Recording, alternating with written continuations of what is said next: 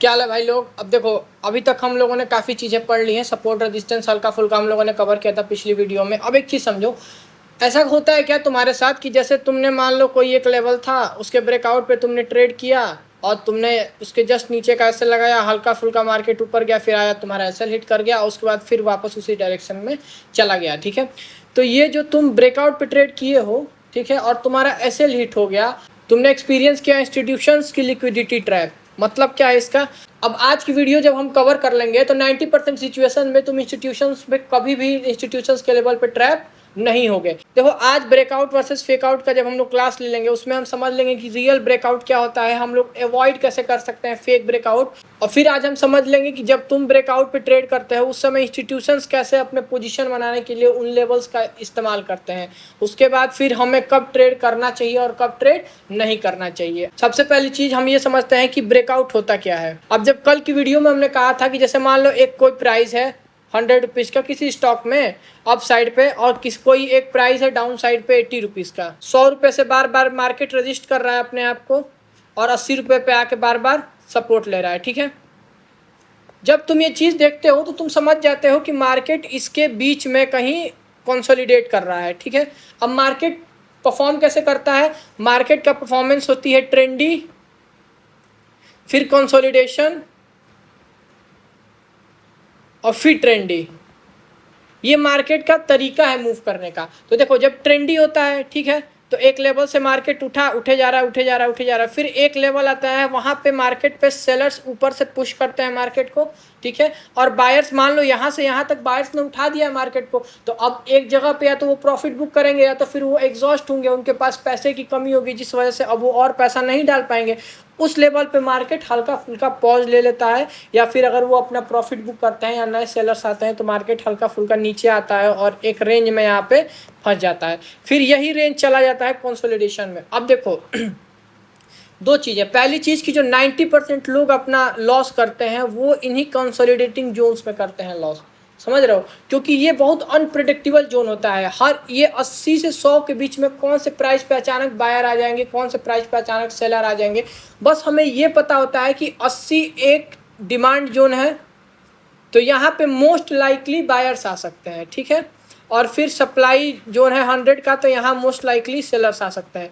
पर जब ये चीज़ तुम सोच रहे होते हो, ठीक है, तो तुम्हें एक इसके पीछे की स्टोरी ये नहीं पता होती है। यही वो जगह होती है जहाँ मार्केट में पोजीशंस बनते हैं नेक्स्ट ट्रेंड आने के लिए। समझे।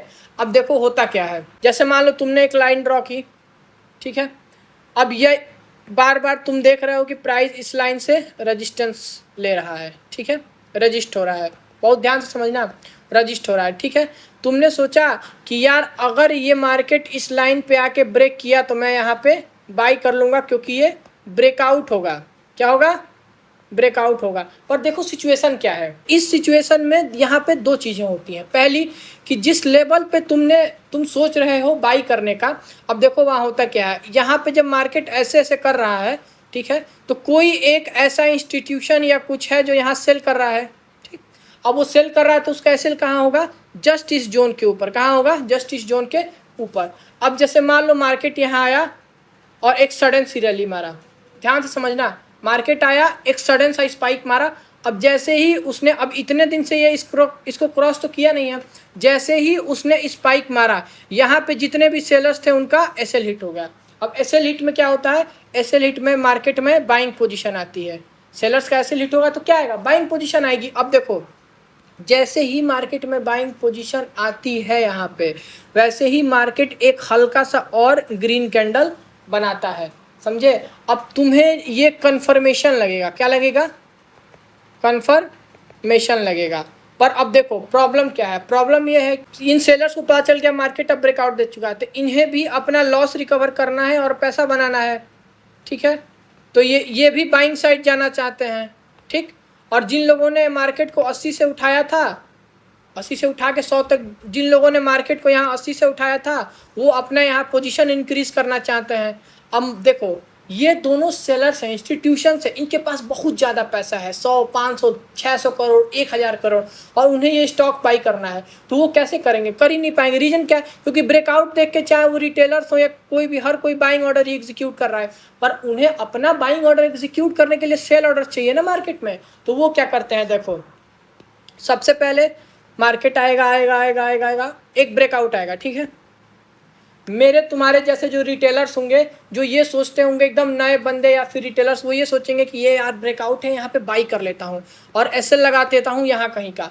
अब जैसे ही उन्होंने सोचा कि एसएल लगा देता हूँ यहाँ कहीं का, अब इंस्टीट्यूशंस को पता है कि अगर मान लो कि 100 रुपये पे है मार्केट, 102 चला गया है या 103 चला गया है, अब लोगों का एसएल कहाँ होगा? 99 पे, 98 पे, 97 पे, 96 पे, 95 पे। मतलब रिटेलर्स इससे ज़्यादा लॉस बियर कर ही नहीं सकते हैं। तो वो क्या करेंगे? मार्केट में एक सडन सा सेल साइड आएगा, ध्यान से समझना। अब मैं ये नहीं कह रहा हूँ कि ये सेल साइड ऑपरेटर्स लाते हैं या इंस्टीट्यूशंस लाते हैं, वो अलग कहानी है, लेकिन आता है, मोस्ट लाइकली आता है। देखो होता क्या है, अब मार्केट को अगर यहाँ से ऊपर जाना है तो मार्केट या सीधे भाग के ऊपर बहुत रेयर ही जाता है। इस सिचुएशन में क्या होगा, तुम पहले मार्केट नीचे आएगा, ठीक है। तुम अक्सर देखते होगे ना कि जोन के पास मार्केट बहुत ज़्यादा कंसोलिडेट करता है, तो मार्केट नीचे आएगा, ठीक है, नीचे आएगा पहले 99, 98, 97, 96, यहाँ पे इंस्टीट्यूशंस के बाइंग ऑर्डर ऑलरेडी लगे हुए होंगे, समझ रहे हो। अब नीचे आया, नीचे आया, नीचे आया, नीचे आया, इस पूरे रेंज में जहाँ भर भर के रिटेलर्स के एसएल थे, वहाँ पे इनका बाइंग ऑर्डर एग्जीक्यूट हुआ। फिर मार्केट यहाँ पे थोड़ी देर करेगा और फिर यहाँ से ऊपर 110, 120 चला जाएगा।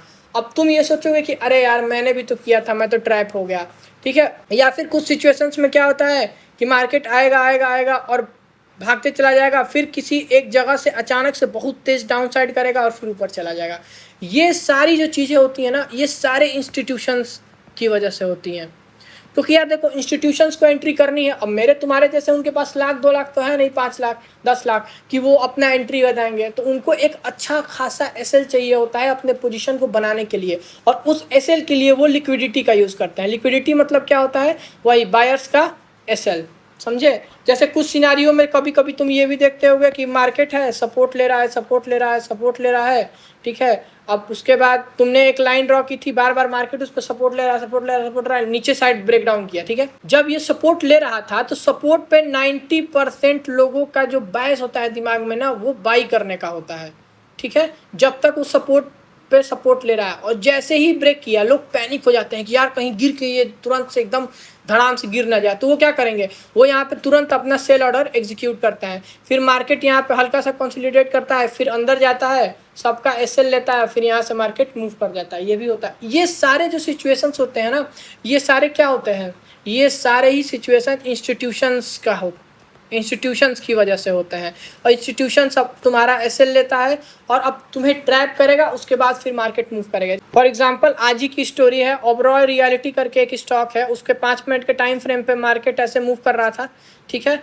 फिर अचानक से एक डाउन साइड आया, ठीक है। अब मेरा बायस तो ओबरॉय रियलिटी में ये है कि भाई मूवमेंट अच्छा है ना, बायस अच्छा है मार्केट का, बुलिश है, तो मैं बेरिश साइड ट्रेड ही क्यों करूँगा। और फिर मैं सिस्टम से अपने हट गया, फिर अचानक से मार्केट अंदर एंटर किया, उसके बाद यहाँ से 5-6% का मूव दे दिया, समझ रहे हो। तो ये जो तुम डाउन साइड देख रहे हो ना, अब प्रॉब्लम क्या है, देखो हर किसी को, अब ये हुआ क्यों ये समझो, हर किसी को पता है कि यहाँ पे बाइंग ही आएगी, क्योंकि पिछले दिन ओबरॉय रियलिटी 8-9% भाग चुका है।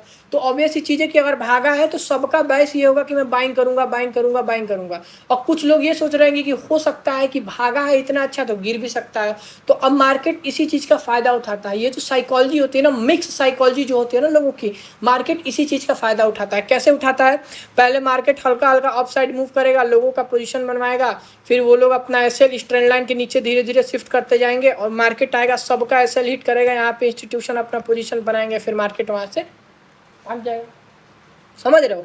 या फिर कई बार होता है कि मार्केट फर्स्ट हाफ में ट्रेंडी रहा, फिर सेकेंड हाफ में तुम देखते होगे कि फॉल एंड फ्लैग, फिर हल्का सा नीचे ऐसे क्रॉस करेगा, फिर ऐसे ऊपर चला जाएगा। तो ये जो तुम देखते हो ना, यही लिक्विडिटी ट्रैप होती है। प्रॉब्लम क्या है? प्रॉब्लम ये है कि हिस्ट्री रिपीट इटसेल्फ वाली जो चीज़ है ना, वो मार्केट में दिमाग में बैठी हुई है लोगों के, तो वो उस चीज़ को सही जगह पे इस्तेमाल नहीं कर पाते हैं। कभी कभी ऐसा हुआ होगा उनके साथ कि मार्केट अप ट्रेंड था, उसके बाद कंसोलिडेट किया और फिर यहाँ से नीचे आ गया।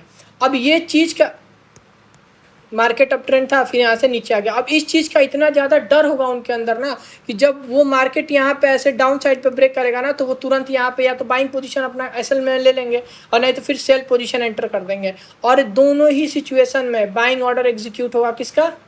इसका इंस्टीट्यूशंस का। और उसके बाद इंस्टीट्यूशन असली अपना सीन करते हैं और फिर मार्केट मूव करता है, समझे? अब देखो ब्रेकआउट, यही सेम ब्रेक हो गया, इसको ब्रेकआउट कहते हैं। जैसे ही मार्केट दोबारा इस जोन के अंदर आ गया, ठीक है, अब ये फेक आउट हो गया। और तुम जाके देखना 90% सिचुएशन में हमेशा जो ब्रेकआउट होता है उससे बहुत अच्छा और बहुत बड़ा रिटर्न देता है फेक आउट, समझ रहे हो? चाहे वो किसी भी साइड का हो, आइदर साइड का फेक आउट हो। ये तो हो गया प्रॉब्लम जो लोग फेस करते हैं ब्रेकआउट के टाइम पे। अब इसका सॉल्यूशन क्या है, ठीक है, इस पे बात करते हैं। देखो, मैं जो पर्सनली करता हूँ वो मैं तुम्हें बता देता हूँ। मार्केट अगर किसी रेंज में है, ठीक है, मार्केट ने ब्रेकआउट किया, मैं यहाँ पे एंटर नहीं करूँगा, बिल्कुल नहीं करूँगा, क्योंकि मुझे पता है कि यहाँ से मार्केट या तो एक सडन से क्विक रैली दे देगा और वहाँ मेरा एसएल बहुत बड़ा हो जाएगा जो मैं बियर नहीं कर सकता हूँ, ठीक है, और या तो फिर मार्केट यहाँ से डाउन साइड आएगा, कंसोलिडेट करके फिर जाएगा। तो मेरा रूल यही है कि मैं फेक आउट ही ट्रेड करता हूँ। क्या करता हूँ? फेक आउट ही ट्रेड करता हूँ, मैं कभी भी ब्रेकआउट ट्रेड नहीं करता हूँ। देखो, अब तुम अगर ये सोच रहे हो कि मैं ब्रेकआउट भी ट्रेड, देखो 90% लोग लॉस इसलिए करता है ना क्योंकि उनका साइकोलॉजी ही मार्केट में उस हिसाब का अभी नहीं है कि वो अपने लिए कुछ सही बना सके मार्केट में। वो ये सोचेंगे कि मैं ब्रेकआउट भी ट्रेड कर लूँगा या तो फेक आउट भी ट्रेड कर लूँगा। अब देखो होता क्या है, मार्केट आया ब्रेकआउट किया, उन्होंने यहाँ एक पंच किया ऑर्डर, मार्केट आया, उनका एसएल कर दिया। अब उन्हें लगा कि ये फेक आउट है, वो यहाँ एक सेल ऑर्डर बना देंगे ये सोच के कि मार्केट अब यहाँ से डाउन चला जाएगा क्योंकि अब तो फेक आउट हो गया, और फिर मार्केट यहाँ इंस्टीट्यूशन अपना एसएल लेते हैं और फिर ऊपर चले जाते हैं, समझ रहे हो? इसीलिए यही एक रीजन है कि जितने भी बड़े ट्रेडर्स या किसी का भी तुम वीडियो देखोगे तो वो हमेशा कहेंगे कि ऑलवेज फिक्स योर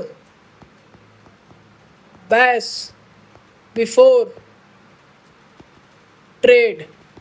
इसका रीज़न क्या है? देखो, अगर मान लो कि तुम्हें पता है कि मुझे बुलिश ट्रेड ही करना है तो तुम्हारे लिए ट्रेड सिर्फ 3 जगह बनेगा, या तो मार्केट ब्रेकआउट करेगा तो तुम ट्रेड करोगे, ठीक है, या तो फिर नीचे आ गया तो सेल साइड पे तुम्हें ट्रेड करना ही नहीं क्योंकि तुम्हारा बायस ही बुलिश है। फिर मार्केट यहाँ से जब रिवर्स जाएगा तो तुम ट्रेड करोगे, तो 90% चांस है कि ये ट्रेड चलेगा तुम्हारा। नहीं तो फिर मान लो मार्केट यहाँ सपोर्ट पे आया और फिर यहाँ से जब मूव करेगा तो तुम्हारा तीसरा ट्रेड बन सकता है, समझ रहे हो? तो अगर तुम्हारा बायस क्लियर है मार्केट में ना तो फिर तुम अब उस हिसाब से जब रिएक्ट करोगे ना तो तुम्हारे लिए चीज़ें बहुत आसान होती हैं, समझ रहे हो? बाकी वीडियो कैसी लगी कमेंट सेक्शन में बताना जरूर। अभी आगे की क्लासेस में हम बहुत अच्छे से सारी साइकोलॉजी वाली चीज़ें और chart, candle stick patterns, trend line, सारी चीज़ें बहुत अच्छे से पढ़ेंगे। इंस्टीट्यूशंस का लेवल, लिक्विडिटी, सारी चीज़ें आने वाली हैं। तो अकाउंट को फॉलो कर लो और कीप ट्रेडिंग।